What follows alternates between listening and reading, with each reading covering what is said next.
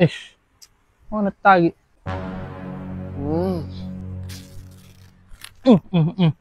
Cik apa ni? Oh, soyo. Mana baju hitam je Ome? Ha, baju referee. Baju referee tu. Aku pemain bola, Pak. Jadi ref kali lagi ni. Ha.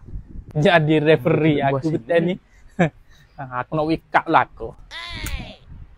Mana tu bayar weh. Oh, macam mana? Kak Mego. Buat apa kena Kak Mego? Cara aku nak wake up Mego. Aku referee. Ya lah dah harga yang ni tak? Ya lah dah harga dia. Ome, bayar? Oh ni, RM10 dah. Total aku 40. Mana 40? Ambil selai RM10 tu. Tengok molek. Memang ni RM10. Warna weh. Ni.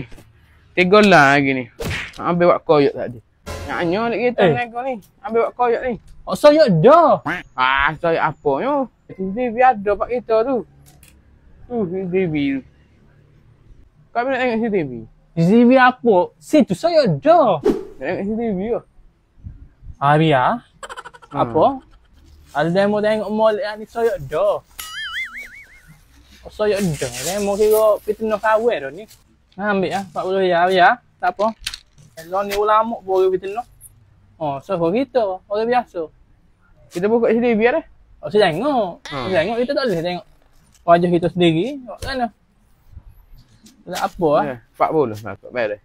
Ngelak kain. Nak tengok CCTV dah. Tak apa. Tak apa fitnah kita.